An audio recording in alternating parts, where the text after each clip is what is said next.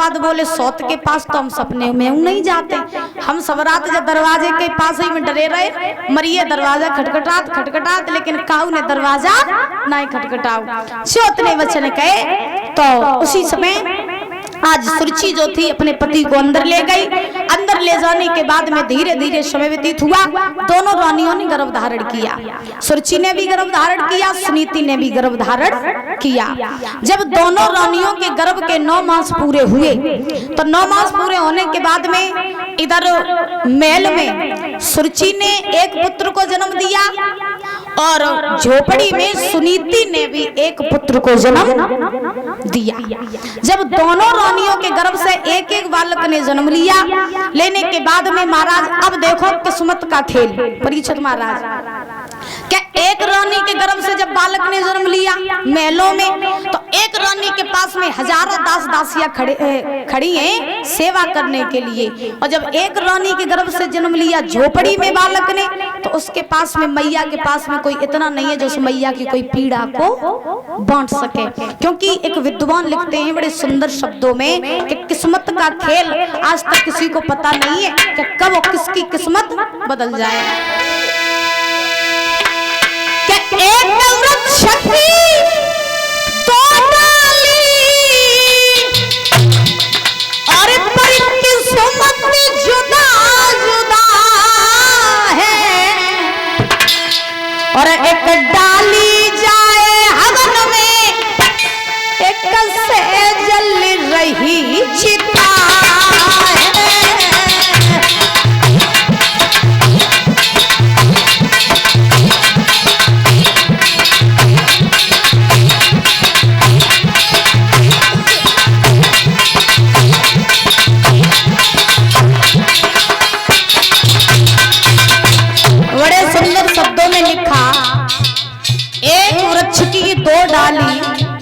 पर किस्मत जुदा जुदा है, एक डाली जाए हवन में एक से जल रही चिता।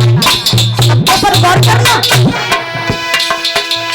एक पत्थर के दो टुकड़े,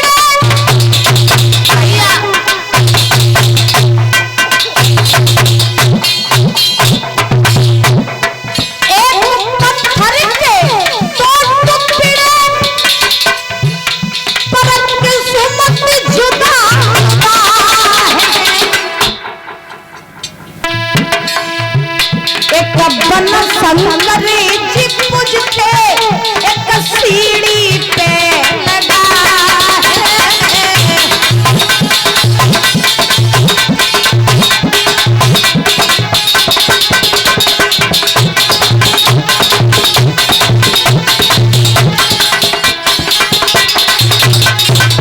एक पत्थर के दो टुकड़े पर किस्मत जुदा जुदा है, एक बन शंकर जी पूजते एक सीढ़ी में लगा है। और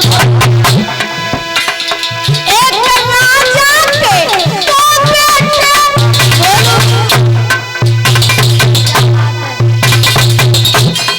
एक राजा के दो बेटे पर किस्मत जुदा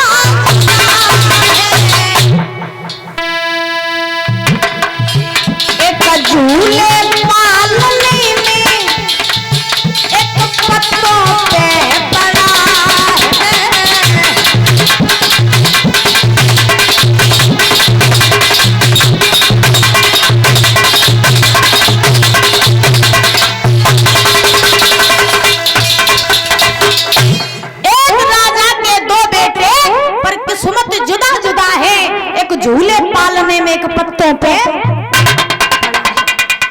किस्मत का खेल कब किसकी किस्मत कब बदल जाए महाराज किसी को पता नहीं है। आज उत्तानपाद के यहाँ एक नहीं बल्कि 2-2 बालकों ने जन्म लिया दोनों रानियों के गर्भ से। उत्तानपाद ने बड़ी खुशी मनाई। धीरे धीरे दोनों बालक बड़े हुए तो सुनीति का जो लड़का था उसका नाम पड़ा ध्रुव और सुरुचि का जो लड़का था उसका नाम पड़ा उत्तम।